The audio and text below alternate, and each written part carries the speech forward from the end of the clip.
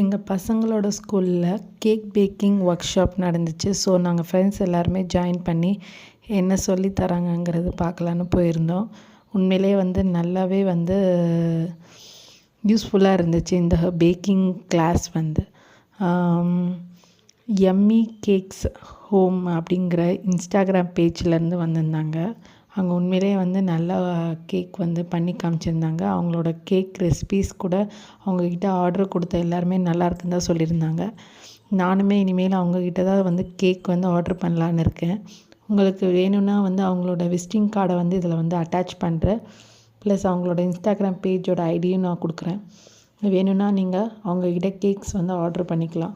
இதுதான் அவங்க ஃபைனலாக எங்களுக்கு பண்ணி கொடுத்த கேக்கு. உண்மையாக நாங்கள் டேஸ்ட் பார்த்தோம், சூப்பராக இருந்துச்சு.